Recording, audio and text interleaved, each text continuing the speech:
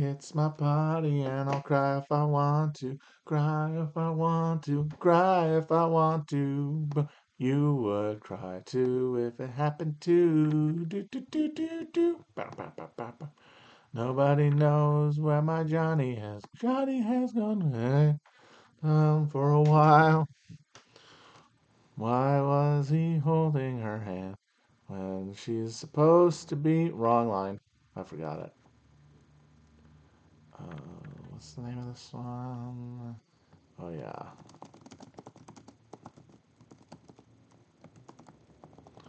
It's my party and I'll cry if I want to. Cry if I want to. Cry if I want to. You would cry too if it happened to you. She wore blue velvet. Boom, boom, bluer than velvet were her eyes.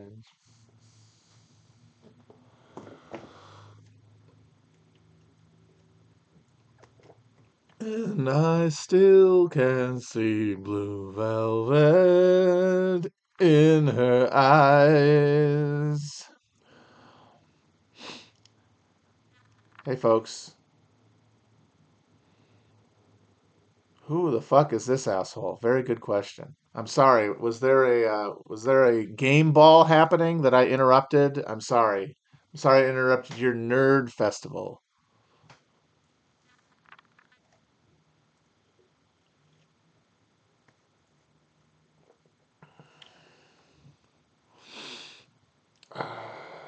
So yeah, the only gaming we're going to be doing today is gaming the human brain.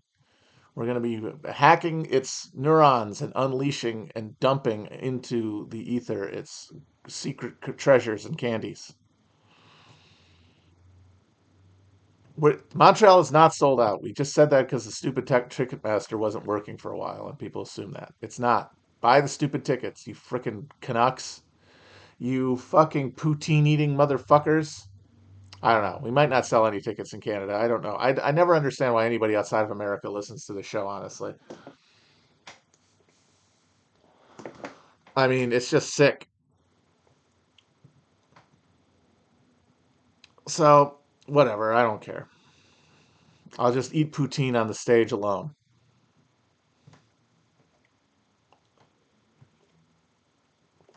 Sacre bleu, indeed. I do love that about French Canadians, that because they're kind of stuck in the cultural model that prevailed in the 1700s when they got taken away from France and became British subjects, that all of their swear words are directly related to the Catholic Church. Like if people were still getting scandalized in English by saying consarnet or zounds, tabarnak.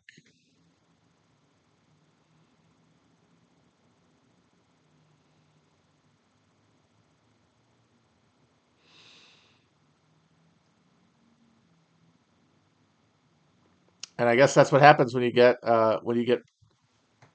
you go from being a dominant culture to a subservient one.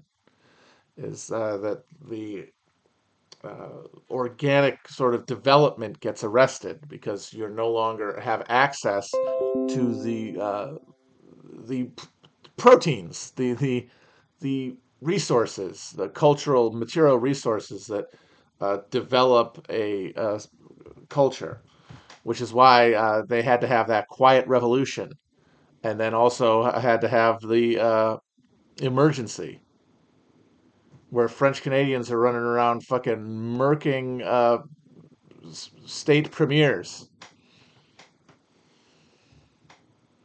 Am I a Quebecois separatist? Oh my God. Get over it. I do not understand at this late date what the hell people are trying to get a national sovereignty for. What national sovereignty exists at this point? For I mean, among the country, when you look at like the Western separatist movements, Quebecois, Scots, Catalans, what you're just signing. You're already subservient. You're already part of a supranational thing. It's just resentment at this point. It's just you're not getting over the past.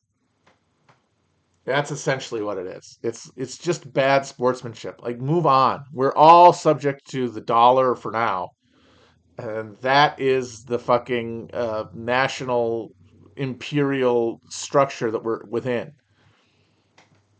You want like different colored passports?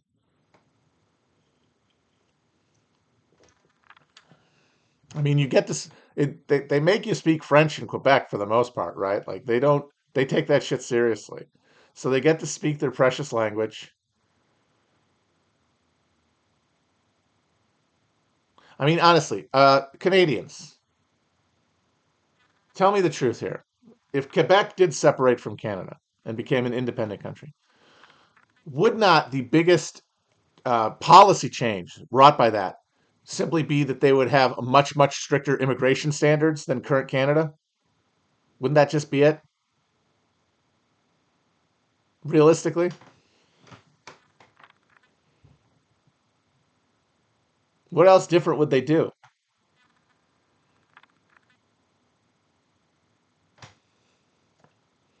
But I guess you could say that's the point. Like, if you're going to have a nation, that means preserving a certain national character. And it's like, yeah, it does. So what do we mean when we talk nation? That's what we have no agreement upon, even though we're subject to these institutions. And then we have a big old culture war over it to elide our fundamental conjecture about like what we're trying to preserve by preserving a polity.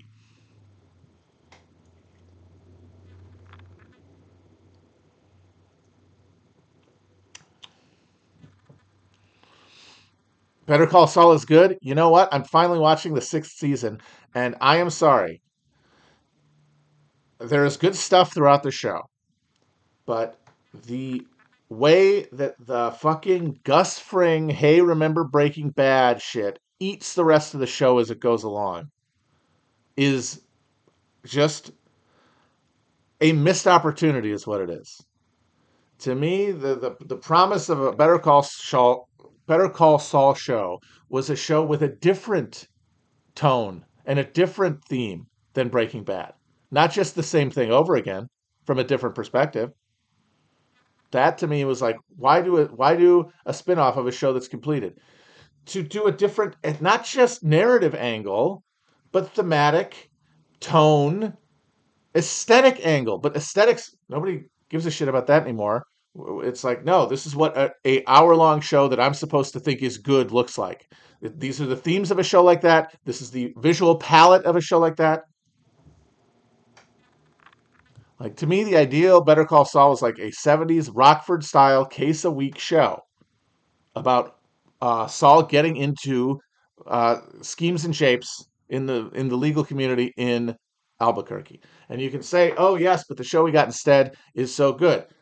30% of the show is about finding out how the meth lab that Gus Fring builds and reveals in what season 4 of Breaking Bad got made. Holy shit! Wow.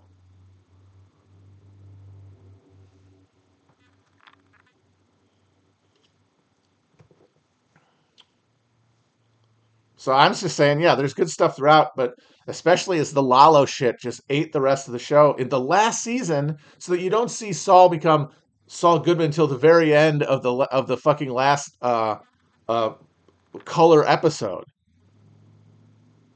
That's like, I'm sorry. The thing cool about him was that he was the character he was. How does he become him? That's the Breaking Bad arc. And also, it doesn't make sense for a guy who was a crook from day one. Now, Righteous Gemstones. Somebody says, watching Righteous Gemstones. Of course. Now, there's a program. Mwah. I just feel like people made at every step since like Sopranos defined what a good show was. Meaning a show. This is what I mean by good show. I'm not talking about anything to do with quality. I'm talking about a show that can fill a cultural space, and that is this show that self-perceived smart people feel comfortable debating and describing the aesthetic merits of in public, specifically on social media. That is a good show. That's for my purpose. This is a show. This is the show that This is the model of thing that The Sopranos gifted to us at the dawn of the 21st century. And that was a blessing because we were going to need it, because the internet was going to destroy our literacy. It was going to destroy our attention span. It was going to destroy our interest in leaving our homes. And what that meant is that the broad middle brow of narrative art was going to collapse around stuff that you watch at home. And then we were going to have our engagement with it happen in public in our social media, which is filling the role of actually being and interacting with other human beings.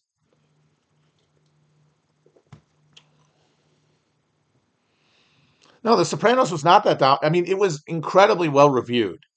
There was an SNL sketch at the time that made fun of the reviews of The Sopranos in the first season, just hyperventilating, like the Messiah had arrived.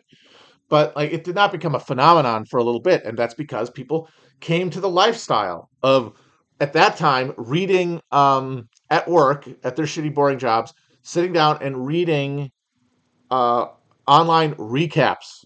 That's where this whole thing starts, and then going in the comments about them. And of course, not everyone was doing that. Very few people were literally writing the comments, but lots of people were engaged peripherally in the discussion, and that replaced difficult films, or honestly anything outside of blockbuster films. It replaced novels completely.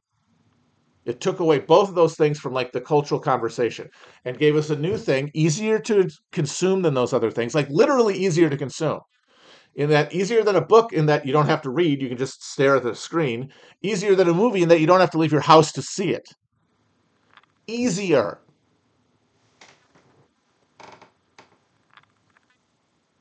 And that slot got filled by a show, and that show changed over time. And the thing is, the show got worse over time. Now, I would argue that there's like a moment after The Sopranos when the form kind of bursts up a little bit, because like, oh, there's this new form. Everybody like rises to the challenge of it, and you have this crop of shows that are at least as good as The Sopranos, and some could argue better, like Mad Men, like Deadwood. You can argue about The Wire all you want, but its role, its ability to fill the role of the show smart people talk about was impressive. But then it starts to fucking fall. It starts to get less rigorous as time goes on, as the format itself, which is uh, a mass extended viewership over years, dominates over everything else. Because I would argue that element of television makes it a lesser artistic medium than either film or novels.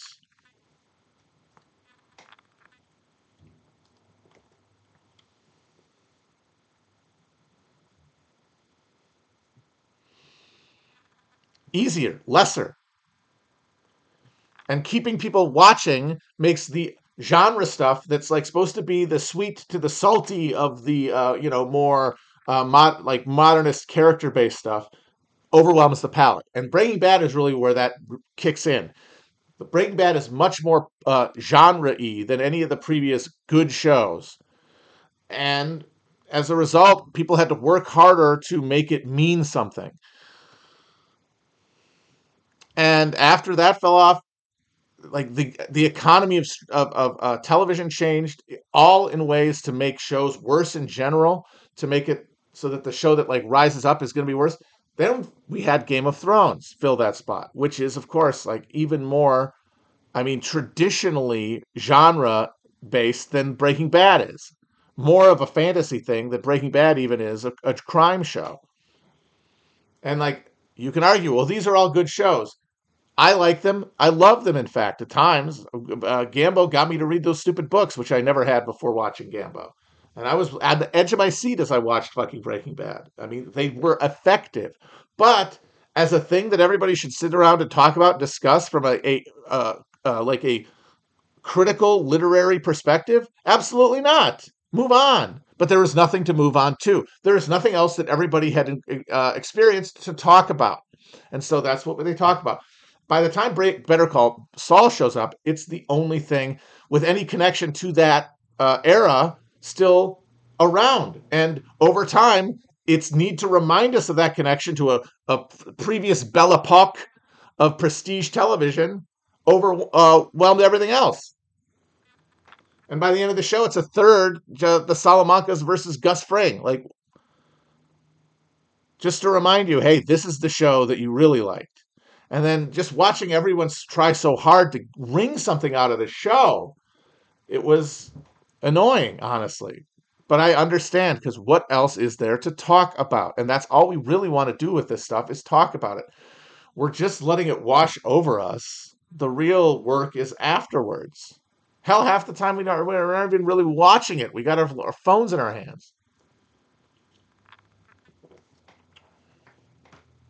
So there's plenty of good stuff in Better Call Saul, especially before it took the turn towards being about Breaking Bad again and being like Breaking Bad again in the earlier seasons. Even though tonally it's not enough of a distinct thing from Breaking Bad to justify itself, which is really the question.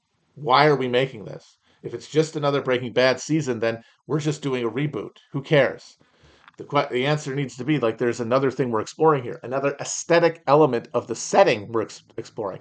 But that would mean making it no longer a show that reads as good. If it's a case a week comedy, then it is no longer a show that we can all care about together publicly and talk about and think about publicly.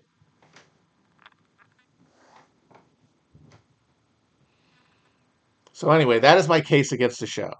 And that's why it's so frustrating to talk about any of this stuff, because you can defend the show on its own merits all day and say, look at this and this is so good. And like, yeah, there's stuff in there that is enjoyable to watch. But what it is expected to hold up to, the scrutiny is expected to hold up to, is unreasonable and only motivated by a desire for it to fulfill this role for people who desperately want to be seen as publicly smart. Because it's not about smartness. It is about a specific neurotic need to be publicly perceived as intelligent that motivates people to have these kind of relationships with these TV shows, which is what tells us how good or bad it is. That urge, not anything related to the text itself.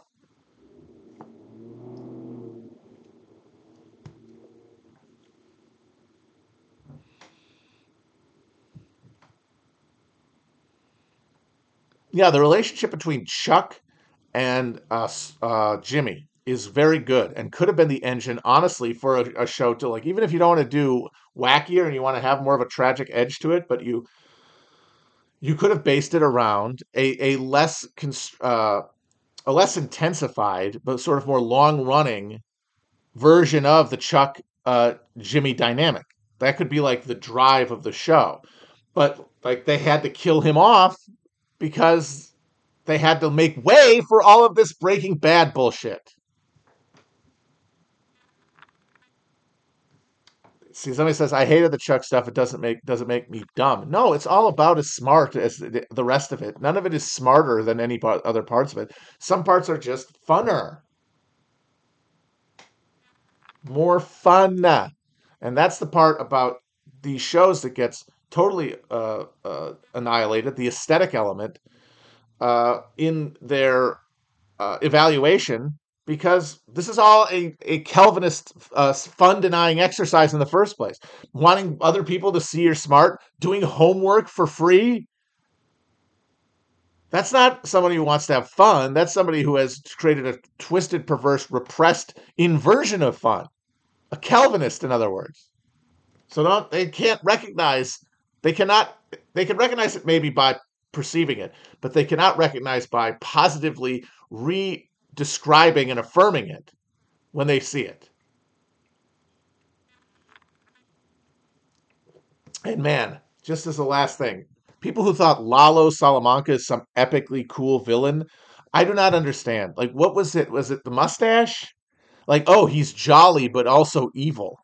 He smiles, but then he kills people. That's so twisted. Like, this has been done a zillion times, and more importantly, it's not done with any distinction. It literally just is he chuckles and then kills people. That's it. He's fun in a show that is otherwise drained of fun for no good reason.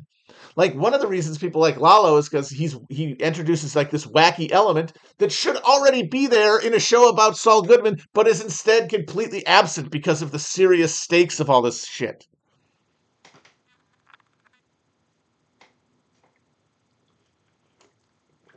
I'm saying if Lalo is the fun part of your show, you fucked up. It should be funner than that.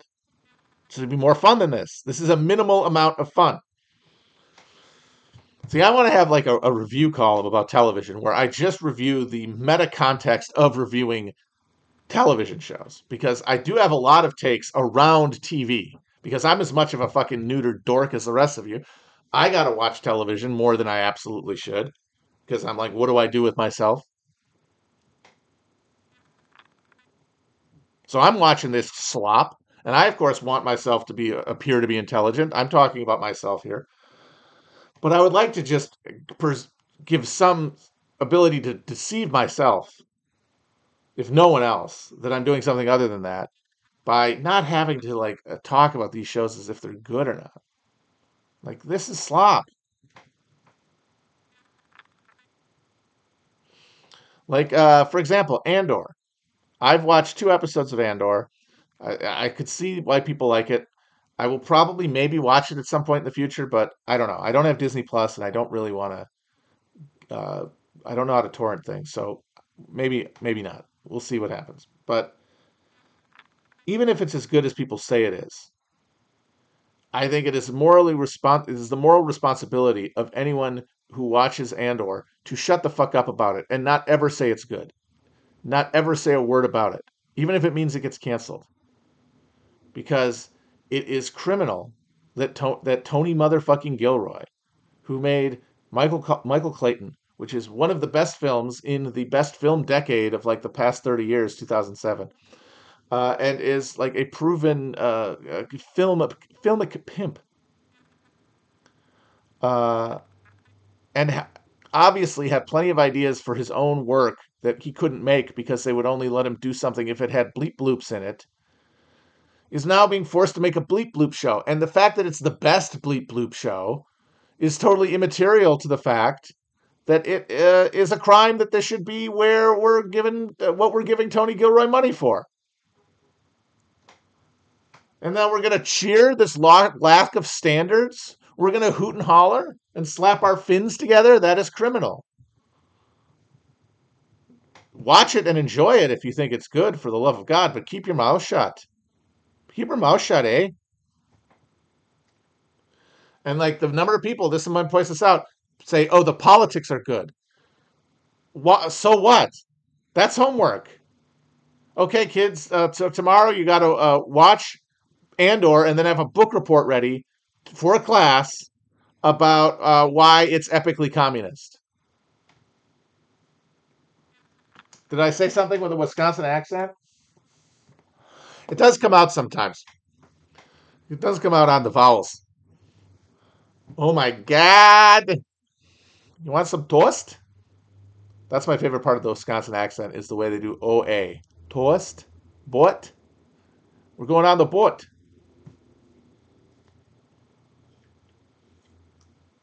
Also the A in or the O in words like God. Oh my God. I saw the Dune trailer. I'm on record saying the first Dune is bad and it's basically a Marvel movie. And if you don't recognize that, it's because your taste buds have been melted by comic book crap. It's a not a movie. It's an advertisement for another movie. It cuts the first act out of a 3-act structure and tries to trick you into thinking it's a movie. And the most egregious moment of that is at the end of the movie when they're just walking up the dune, and all of a sudden the Hans Zimmer score just gets really loud right before they cut to black. That's just trying to trick you into thinking that you just saw a whole movie. And look, again, why is it good though? Even though it has the same dull, muted, refinement culture, shout out Lindy Man aesthetic as a fucking Taco Bell.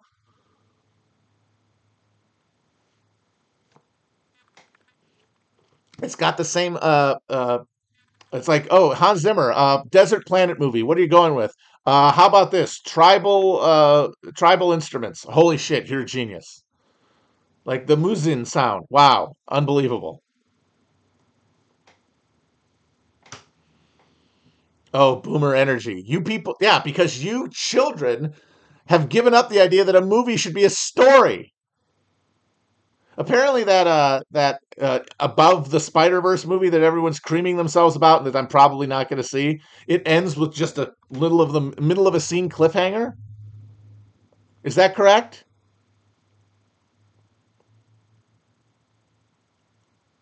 Okay, that's not how you do that.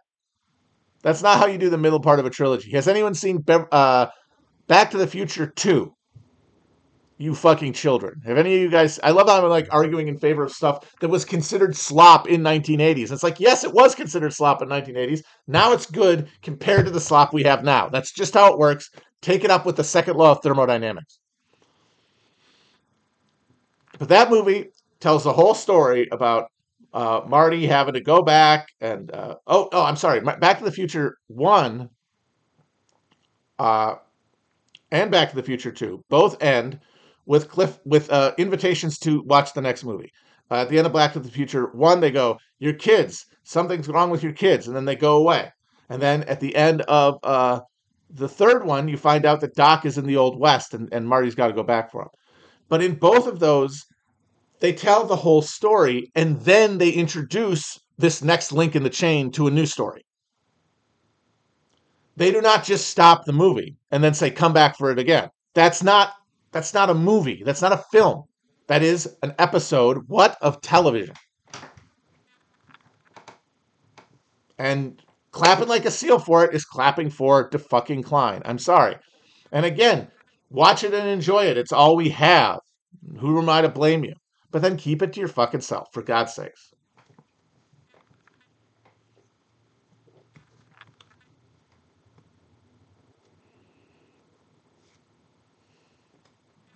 So yes, I'm an old man complaining about the kids today on their dumb phones, but that's what I am. That's what we all are. We gonna try to frantically dress it up in like some sort of transcendent garb of eternal insight. But the fact is, we're all to some degree or another just reacting to the change in how we remember things at one point to how they are now, and a lot of that just boils down to aging, getting turned into value. But some of it is a real lived experience of the decline of institutions of all types, including cultural production, under this accelerated terminal end stage capitalism. And I gotta the reason they call this late capitalism or late stage capitalism, the reason I think that that is a useful term and that it actually does describe something is because it is totalized capitalism, which is what we have. And that is why we are in a decline phase, because once capitalism is totalized, it can only decline from there. As all systems reach a totalization, and then their internal contradictions bring them to destruction. This is just the first one that is literally global. This is the first order class society that is literally global, as opposed to just global within its like thermodynamic limit of expansion. Yeah, it's all downhill. So that is the late stage. But that stage could exist for maybe ever. Maybe if they actually do figure out how to make the computers turn you into a robot, it'll be a post scarcity utopian singularity robot colony of like 10 assholes.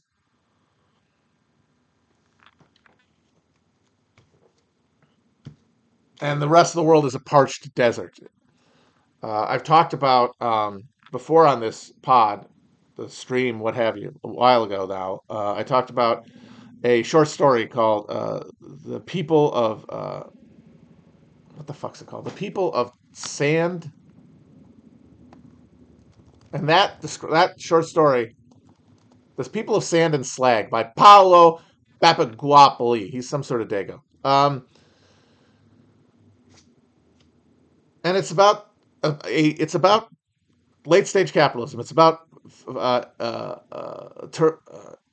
capitalism at its final development, and that's just what we have now at a further stage of technological development. But the dynamic of the relation, the internal cultural dynamics, the dynamics between individual humans, and the dynamics between people and the environment and other living things is the same as it is now. So that's why you can have a late stage that could extend into the far future because of the X factor of technological development, which has always interrupted otherwise natural cultural flows. Like there are plenty of points where our existing class structure should have collapsed a long time ago. What saved it at every point was a technological breakthrough. Pressure applied to a point of uh, mental pressure, collective, like uh, uh, creative, intellectual pressure applied to cracks in an edifice. You know, technology is like the finger in the dike that then, over time, because of the breakthroughs involved in technological innovation and development, create a whole new terrain that extends the horizon out even farther. But we're and now though we it could continue indefinitely, but not without the mass majority of humanity being extinguished. And really, the political question for uh, first worlders is how do you imagine integrating yourself into that process? Where are you going to be as that is occurring? And of course, for everybody hearing this and myself, I'm inside this machine. But, you know, it's going to break down not according to like a static border, but uh, it's going to happen within polities, between polities. It's going to be a hollowing out and a collapse around protected geographical atolls, an archipelago of capital.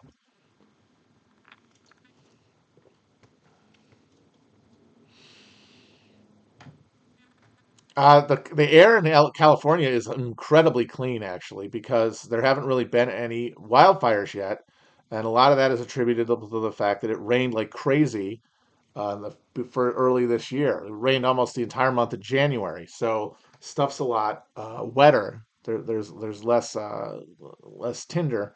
There probably will be fires, but right now there really aren't any. And that's the fun thing about like this climate disruption is that it is combined and uneven results and moving and shifting responses, which means like the worst of it is never felt anywhere permanently. You just have these emergencies, and that's why it will be managed indefinitely. And I think technology will allow it to be managed indefinitely, as opposed to the full apocalyptic reckoning that a lot of people I think are afraid of, but secretly yearn for. Because if that happens, it cleaves them of their responsibility, their moral responsibility to assess their relationship to the process.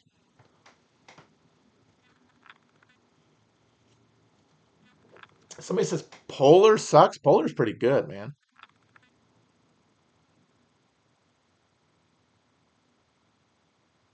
I think Polar is good. You're tripping if you don't like Polar.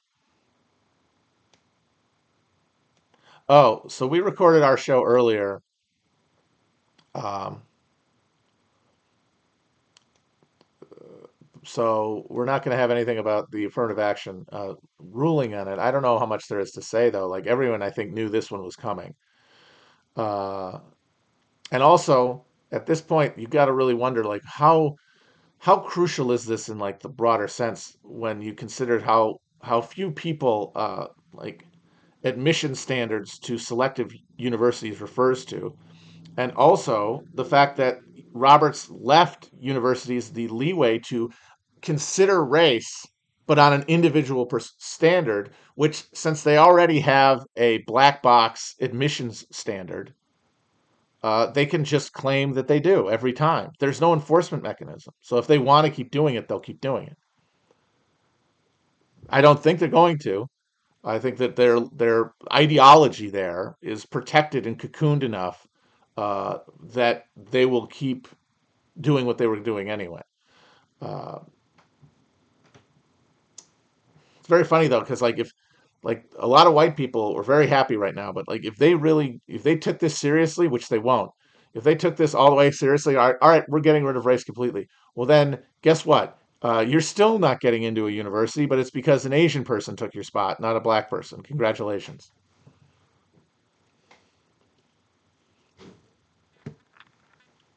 I mean, and that right there is just good old fashioned supply and demand and populations. Like there's a lot more Asians with the resources and desire to have their kids attain a exclusive university degree than there are white ones.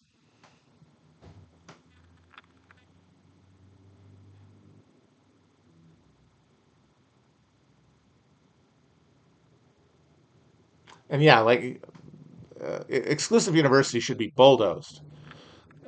I've discussed what I think there should be instead of universities. I think there should be mandatory. I mean, and this is of course not like have them pass this now, have Brandon pass this now. Like, no, an entirely different government operating under different organs of deliberation would have to carry this policy out.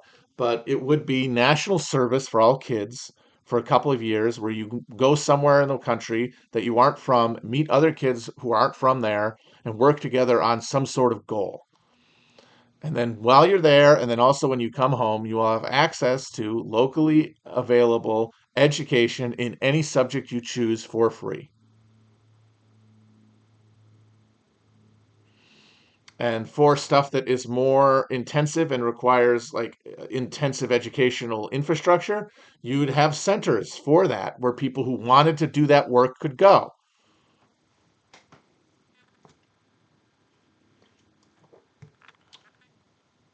But the idea of college, let's get all these overproduced suburban little barons together and let them just chill when their hormones are at their ripest, and all of them can develop psychological, political, psychological neuroses because of the trauma of colliding with the rest of the world, in where they're learning that there can be nothing to do about alienation, that we are all in eternal warfare with one another, but also we should be making heaven on earth, and we should get rid of all the bad things, and the way to do that is to feel bad about them because there's no actual thing we can do about any of them. Good lord. Anyone who defends this prop thing because like it creates liberals or something is completely deluded. It creates cultural schizophrenia and eventual civil war. Ugh.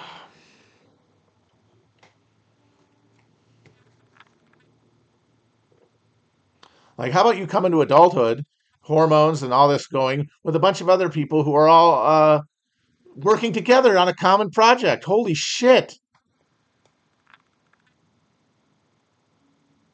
Maybe these aren't. Maybe our cultural, racial, gender conflicts are not eternal and uh, resolvable. Maybe it isn't a zero sum game. But that's what they're learning. And it's very funny to me the number of conservatives who think that they're going to destroy this thing that even though they are a product of it, and their mindset is merely a refraction, a reversal of the mindset that it's imprinting onto all those horrible libs. Like you are hostage to the same ideological fantasy and neurotic torture chamber as the libs are.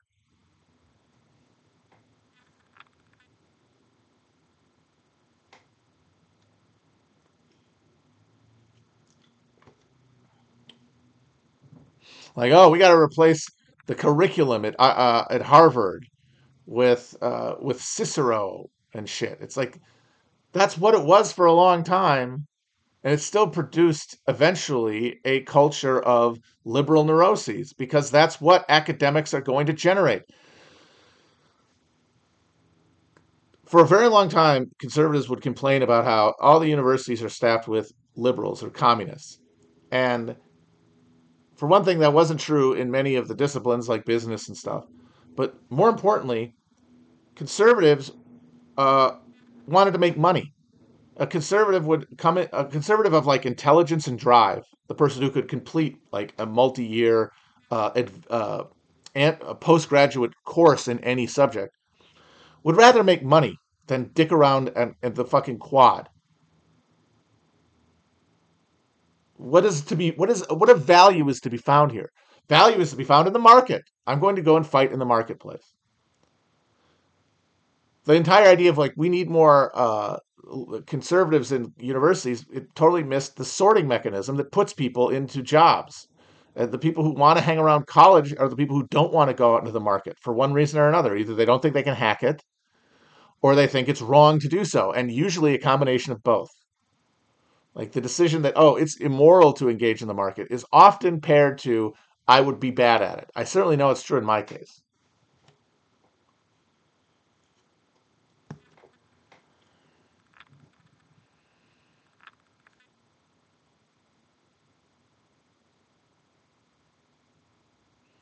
So you're going to create a cast of nervous, anxious, guilt-riddled nerds who just sit around and try to ritually discharge their accumulated sense of guilt to be in a system that they know is bad.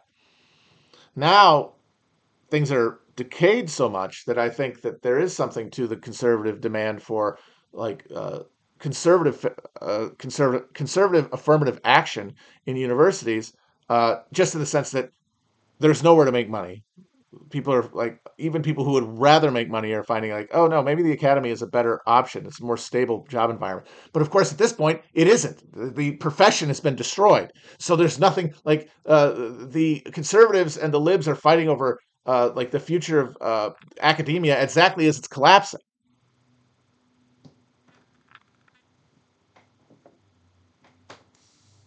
So all these questions about welfare, about affirmative action, uh, and tenure, it's like, and who's going to be teaching our kids? It's like the whole model is collapsing. It's all falling down right now. That's the only reason that it's up for grabs, is because it's no longer valuable. When it was valuable, there was a structure to keep reproducing it, and now it's gone.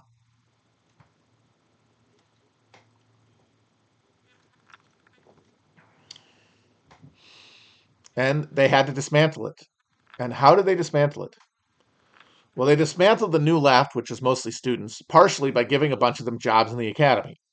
You can't bring down the system, but you can critique it, and maybe the kids that you teach their critique to will one day undo it. Of course, that's self-serving, but it's no one's fault because there was no alternative at that point. Like the historical energies that had guided the left through its institutional power had evacuated, and you have to still live. Are you going to destroy yourself like a bug zapper running against the machine, or are you going to live?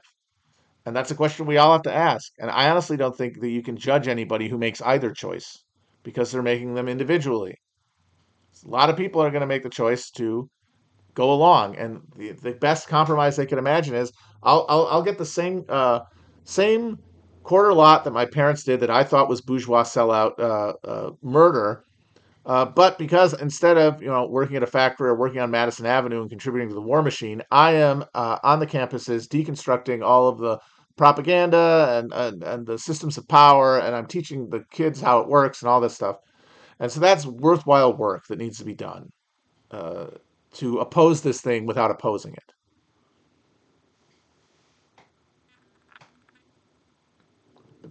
And that went for a while. The financialized boom, the illusory boom that went from like the mid '80s until 2008. Uh,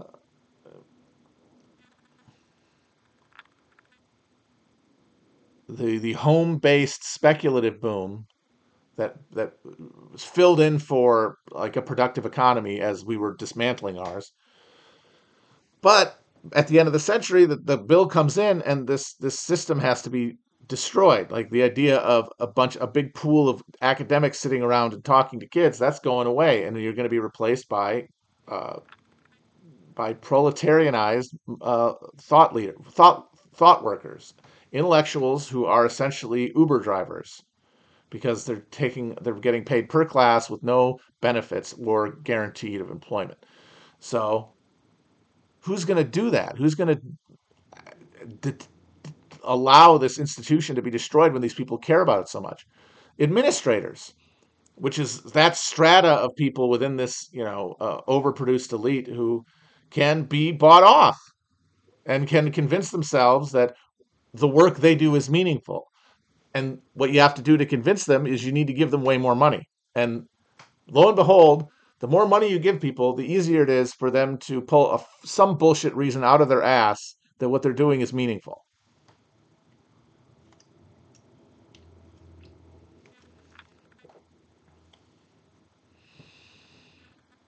And so the people who have detached, who have destroyed this university system, are administrators. Now, some of them are like DEI,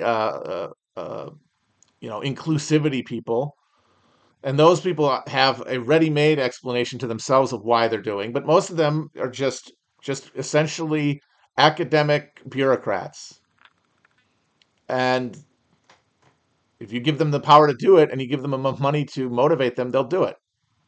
Just like if you gave the people the former communist officials in Eastern Europe after the fall of the Soviet Union. You give them enough money and they will sell you everything that they used to think mattered in the world. And what's so exciting and terrifying about the moment we live in is that regulatory element of maintaining capitalist stability in the core, the ability to spy off a group, is going away. There is no more, like, college itself can no longer be stand as like this ritual that, like, it'll be fun and it might be annoying, but it'll mostly be enjoyable, and at the end of it you will be able to be one of us. And that's not a credible claim anymore for basically anyone. And that is one of those cracks that's emerging, and what's going to fill it? Some combination of technological advancement, social change, and ferment are going to push us along a path, and we're all alive for it and in it. And it doesn't matter how it ends. Our part in it is part of an eternal process.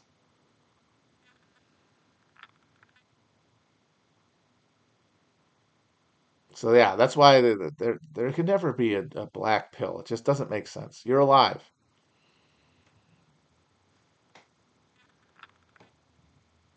All right. At the end here, I'm going to do a quick set of Gulf War cards. Apologies to anybody who's not a fan of the Gulf War cards. I just find a lot of this very interesting. So the first one we got here is a military asset, M1, the M1 main battle tank. The good old M1 main battle tank. And I saw this one and I thought, I think this might be a double.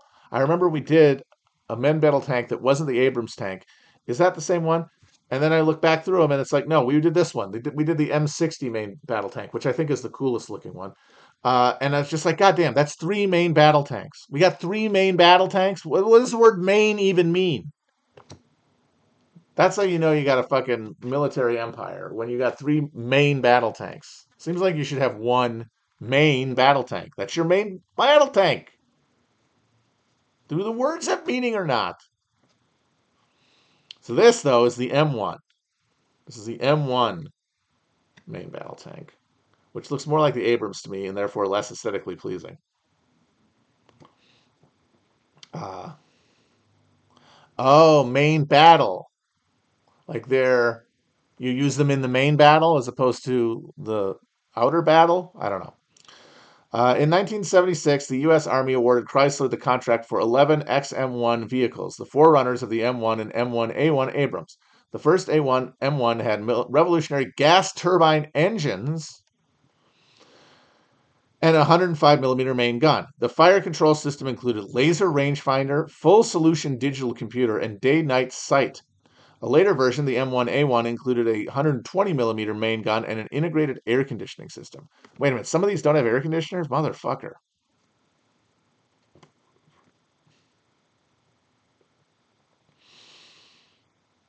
Uh, Manufacturer, General Dynamics. Speed, 41.5 miles per hour. Range, 289 miles. Armaments, 120 millimeter main gun, two 7.62 millimeter machine guns, and 12.7 millimeter machine gun. So there you go. Eight gallons to the mile. What? A mile is 8 gallons of gas? Holy fuck.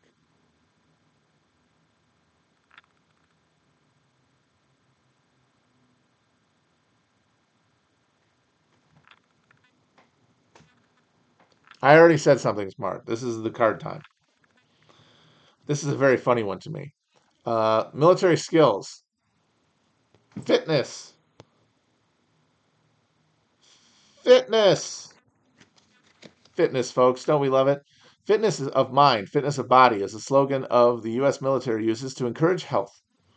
U.S. Marines, upon graduation from boot camp, set their fitness goals for 20 pull-ups, 60 sit-ups in 2 minutes, and running 3 miles. That can't still be the standard, right? They have to have gotten rid of that. There's no way there's still a military if they're asking a bunch of 18-year-olds in 2023 to do that. And running 3 miles in less than 18 minutes. No way. Marines train at least 3 hours a week in aerobic and anaerobic fitness, giving them strength and endurance. Three hours a week in aerobic and anaerobic fitness, giving them strength and endurance. The U.S. Marines and other services have intramural programs for such sports as softball, football, basketball, wrestling, and boxing. Yeah, good luck. Good luck with that.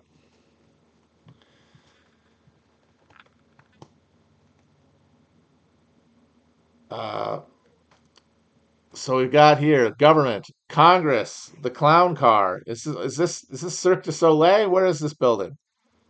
Huh? This is where they keep the clowns. What exactly is anaerobic fitness is a good question. I read that and I didn't really get it. The Congress of the United States is the legislative branch of government. It is bicameral, divided into two somewhat equal parts, or yeah, not somewhat equal. The the power of a single senator versus the power of a single congressperson is not somewhat equal. Organization, the Senate and the House of Representatives. The Senate has 100 members, two from each state, elected for 6-year terms. The members of the House of Representatives are elected for 2 years. At present, there are 435 representatives, the number allowed each state being based upon population, with each state having at least one. Only Congress can declare war, and yet didn't. Do you really want to bring that up with your Gulf War trading cards? Oh, I'm sorry, they're Desert Storm trading cards. The word war is not used, therefore, it was not a war. Don't ask any questions about why we have not declared a war, and yet we still have troops everywhere. Shut up.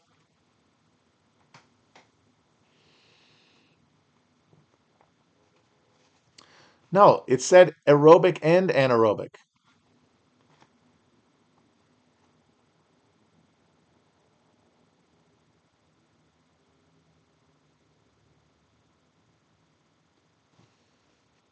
Oh boy, check out this dude. Check out the eyebrows on this beast. Admiral Frank R. Kelso the second. This is the second Frank R. Kelso. Look at this guy. He looks like a late Soviet premier.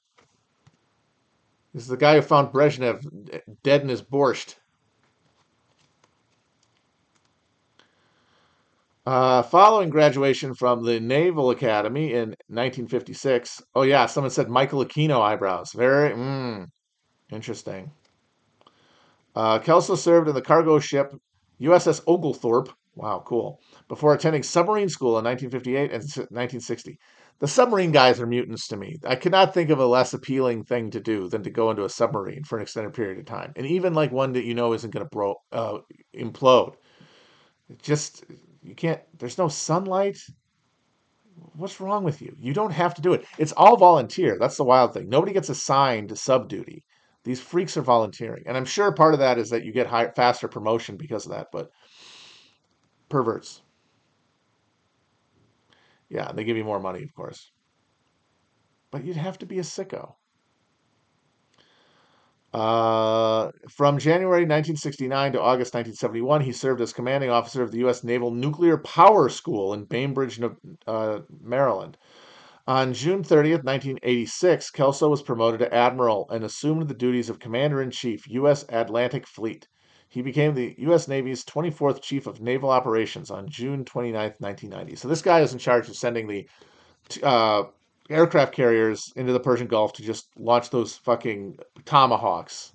Just press a button. Wow, incredible. You're fucking Bull Halsey over here. You're Admiral Nelson just parking your floating shopping mall off the coast of Kuwait and just having some guys in headphones press buttons. Amazing.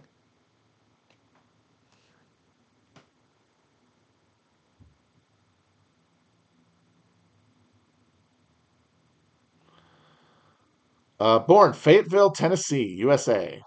Tennessee man.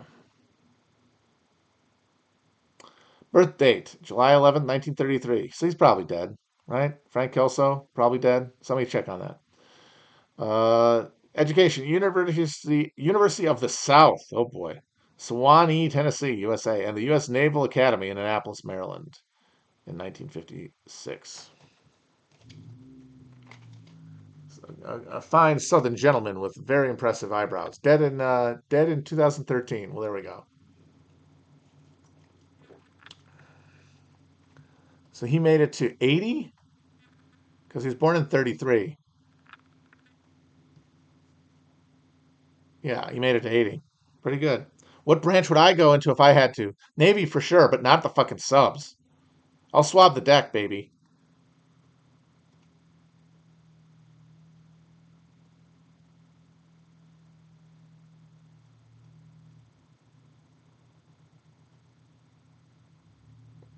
Air Force is too much math. No, thank you. I would absolutely do very poorly on anything having to do with the technical elements of anything. Yeah, Coast Guard would be nice. Following a family tradition. I've said this before, but I had a very old dad, second family type situation. So my dad was a World War II veteran, which is wild, and he volunteered for the Coast Guard. He was like, "I'm not fucking getting my ass shot off. No, thank you." So that's a tradition like none other.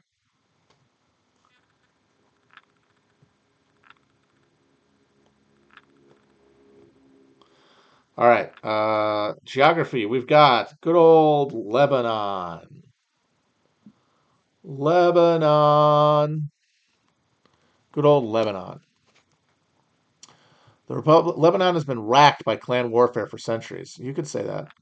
The factions include Maronite Christians, Sunni Muslims. Interesting. They do the Muslims with a O, old timey style. Druze and Shiite Muslims. Civil war broke out in 1958 and 1975. During the last year, Syrian troops intervened and remained in Lebanon. Israel also intervened on two occasions. Three now. Last time they got their asses kicked. In 1983, the USA and other Western nations sent troops to Beirut to enforce a ceasefire. An action on military installations resulted in the death of 241 U.S. Marines. An attack on military installations, rather. And then we fucking just turned tail and ran. Reagan, one bombing, and we just fucking left. And then we invaded Grenada, so nobody thought we were pussies. It's very funny. Geographic area 4,015 square miles. Population 3.3 million. Languages Arabic, French, English. Predominant religions Islam and Christianity. Capital Beirut. Government type Republic. Head of government President Elias Harani. Yeah. Oh, poor Lebanon. One of those places with a lot of mountains that all of the nonconformists gobbled up. Whenever you got like an imperial religion, a religious imperium, it just absolutely dominates in lowland flat areas. They're able to essentially administer a homogenization of religious practice pretty effectively. But once you get up into the hills, all bets are off. But that means once you try to turn Lebanon into a Westphalian state post-colonial era, ooh, not great.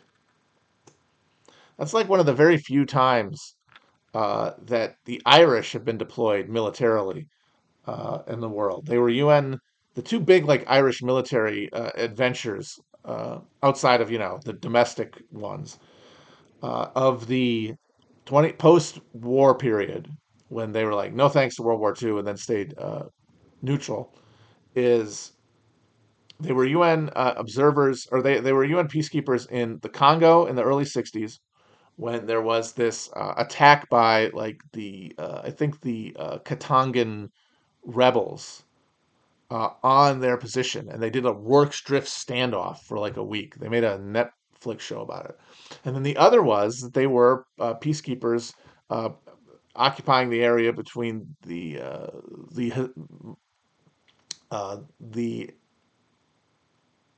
not yet Hezbollah at that point, southern Beirut Shia and the Israeli occupiers. Yes, the siege of Yadotville. So I'm talking about 1960. And then, yeah, uh, they had peacekeepers in Beirut which led to a scandal where a Christian militia probably killed a Irish UN peacekeeper who went off base, and then they kind of covered it up and blamed the Palestinians at one point. I think they tried to blame the Shia, and the Pogues actually wrote a song about it called "Billy's Bones." But other than that, the Irish mostly just like to fight each other, which very fitting. Military asset. Oh, baby. Anyone from the 90s knows and loves this baby. The AV-8B Harrier 2. This is a motherfucking jump jet. Anyone see True Eyes, you know what these things are capable of. It's hilarious because you think about it for 5 seconds and you're like, that's dumb. We don't need that. But then you see that movie and you're like, you know what? When it like just ripped open that entire story of that Miami high rise, it was pretty tight. A truly versatile aircraft, yeah. The U.S. Marine Corps Harrier II is capable of vertical takeoff and landing for either a carrier or a land base. Designed as a close ground support aircraft, it can hover over the combat area and direct its fire at artillery emplacements or armor. The Harrier can strafe enemy ground troops at high speeds, firing machine guns and missiles, or dropping clusters of firebombs. I can understand the theoretical value to something like that. Like you need close air support fast. Helicopters are going to be aren't going to be as fast as a jet that could get to the site of the close air support and then hover like a helicopter. I get it, but that also feels like something that you suggest.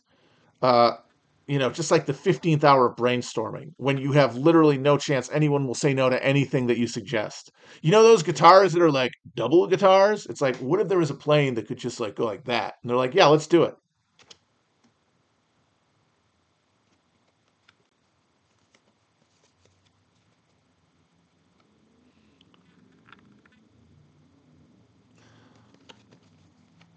I mean, now what we have instead is the Osprey, which is just a way to kill military pilots and passengers. Manufacturer, British Aerospace, McDonnell Douglas. Speed, 668 miles per hour. Range, 541 per hour, miles in combat. Armament, 25 millimeter guns, Sidewinder and Maverick missiles, laser guided or cluster bombs. A crew of one.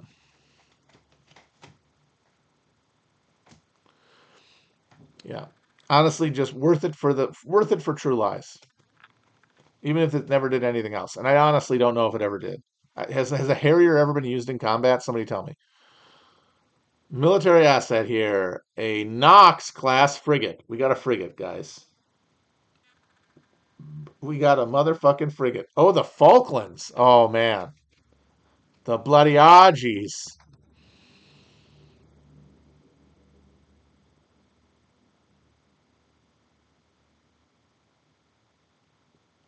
There are more than a dozen U.S. Navy frigate operating in waters in and around the Middle East. The Knox-class frigates are armed with medium-range surface-to-surface and surface-to-air missiles. The Vreeland was assigned to the Roosevelt Carrier Group in the Red Sea, and the Montgomery was assigned to the Saratoga Carrier Group. Home port of both ships is Mayport, Florida.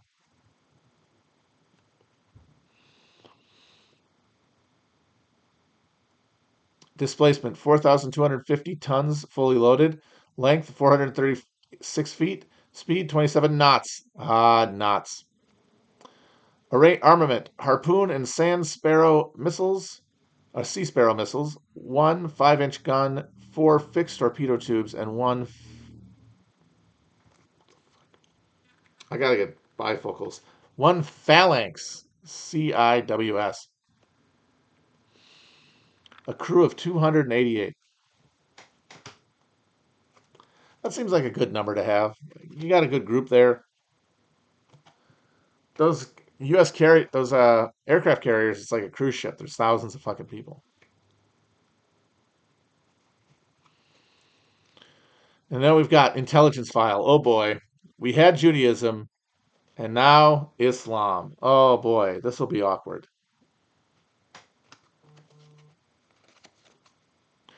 Islam, Christianity, and Judaism all believe in the same God, whom Muslims call Allah, as well as in the prophet Abraham and Moses. Followers of Islam recognize Jesus as a prophet preceding Muhammad. The five pillars of Islam are the statement, there is no God but God and Muhammad is his prophet, praying 5 times a day in the direction of Mecca, Saudi Arabia, giving regularly to charity, fasting during the days of Ramadan, and making a pilgrimage to Mecca if possible. That's pretty true. Nothing there about it being blood drinking maniacs or anything. They were pretty chill during that first Gulf War because there had been no 9/11 beforehand. Followers, 900 million at the point. Percentage of the world's population, 17. Founder, Muhammad. Founded, 611 AD. Sacred text, the Quran and the Hadiths. And if you are actually a fan of Western monotheism as a concept, if you're down with the one God deal, we all commit to one God, we pick him and we follow him, we ride or die, and we like put all of our human traits onto them and all that stuff. If you're into that, then you gotta back Islam. Christianity is cashed. It is fucking washed. Judaism still got some juice, but that's just because of the existence of Israel and the position of uh, live the live nature of Judaism among Jewish elites. Like, there's no Christians with money. You know what I mean? They believe in themselves. They've turned Jesus into a pagan war god that represents themselves. And capital a is Satan from that world. Now the reigning god over all. And the only monotheistic alternative to that is Islam. It's because it's a live religious tradition at all levels of society, or most anyway, much more than Christianity. But I don't know. I don't think the future is monotheistic. I gotta say, it just seems like a thing that's got an expiration date, one way or the other. Spain, Spain in our hearts. I've been reading a lot about these motherfuckers. Thanks to the Spanish Civil War pod I'm preparing. But these are some more guys who just sort of watched and clapped while we did the Gulf War. Located in southwestern Europe, Spain has coastlines on both the Mediterranean Sea and the Atlantic Ocean. Because of its relationship with Germany and Italy during the 30s and 40s, Spain was not granted admission to the United Nations until 1955. That's a way to put it. Because they were fellow travelers of the Axis. Because they were like junior varsity Nazis. We were like, no, you don't get to be in the UN. You sit out. They made them sit out. Man, that must have pissed off a lot of the loyalists because there was a feeling among a lot of the exiled Spanish leftists that when the war ended, the project would continue and that they would liberate Spain. No. No, the US had no intention of doing that. Instant alliance with all the former Nazis against the Soviet Union and the continuation of the war. Although, this is a very interesting fact to me, some of the first units into Paris when it was liberated in 1945 were uh, was a tank column attached to a part of the French military made up almost exclusively of Spanish Civil War veterans, Spanish ones, from the losing side who had spent time in refugee camps in France after the Spanish Civil War ended, and then joined the Free French when the war spread to the rest of Europe.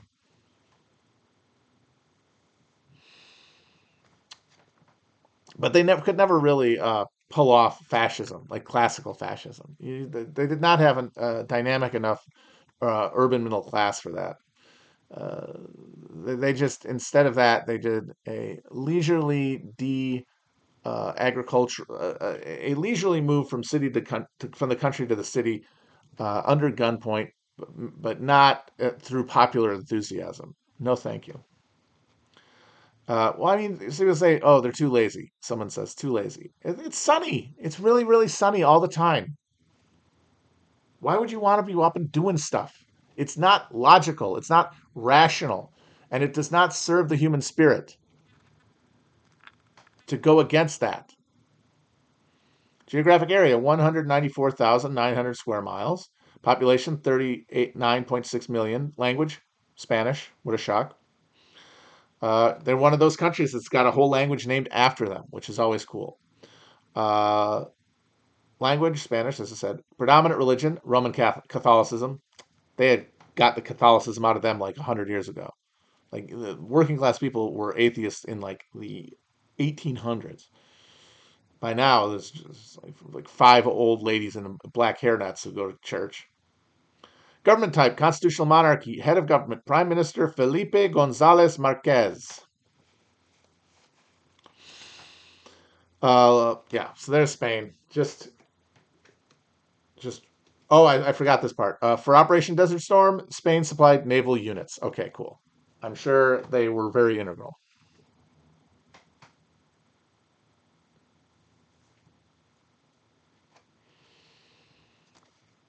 And here we go. We got Poland.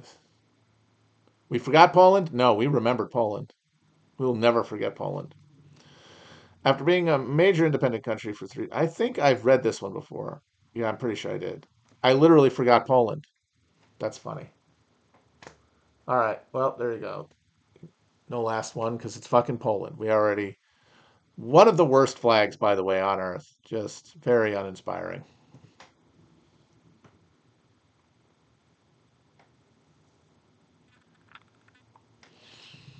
Honestly, even if the color bands were like the other way, it would be more interesting.